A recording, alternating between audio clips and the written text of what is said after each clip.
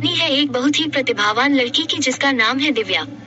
दिव्या एक ऐसी लड़की जिसने अपनी जिंदगी में सिर्फ और सिर्फ जीतना ही सीखा, जिसके सपने भी हमेशा से बड़े थे और हमेशा की तरह वह अपने सपनों को पूरा करने का दम भी रखती थी। उसकी अपनी जिंदगी में हमेशा ही सब कुछ अच्छा रहा।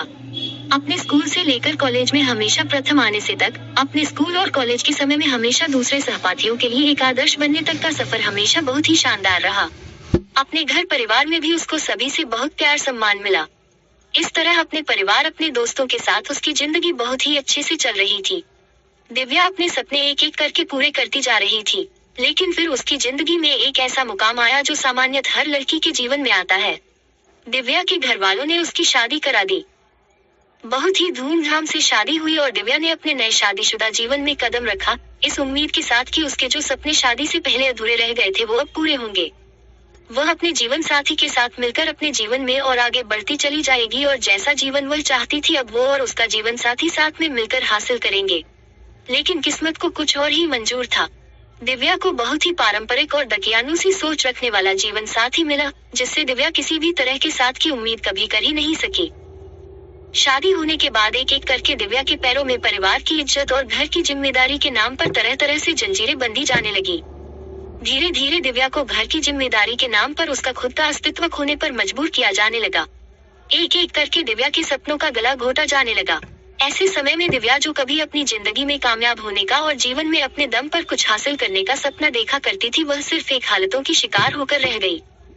हर दिन वह खुद को कोसने लग गई, अपनी किस्मत को और अपने भगवान को जिन्होंने उसके साथ ऐसा किया।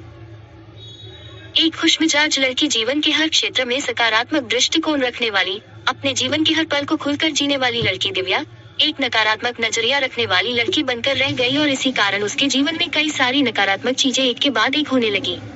फिर कुछ समय बाद ही दिव्या ने एक नन्ही परी को जन्म दिया। वह नन्ही परी उसके जीवन में उम्मीद की एक किरण बनकर आई। इस नन्ही परी के आने के बाद दिव्या की जिंदगी फिर बदलने लगी। दिव्या अब अपनी नन्ही परी के लिए जीने लगी। धीरे धीरे दिव्या कब एक साधारण लड़की से एक ऐसी माँ के रूप में बदल चुकी थी जो अपने बच्चे के लिए पूरी दुनिया से लड़ जाए। उस नन्ही परी के आने के बाद दिव्या को यह एहसास होने लगा कि वह अब एक और दिन ऐसा जीवन नहीं जिएगी। अगर वह खुद अंदर से इतना टूट जाएगी तो फिर वह अपनी नन्ही परी को एक अच्छा जीवन कैसे दे पाएगी। इसीलिए अब दिव्या ने अपने हक के लिए आवाज उठना शुरू कर दिया।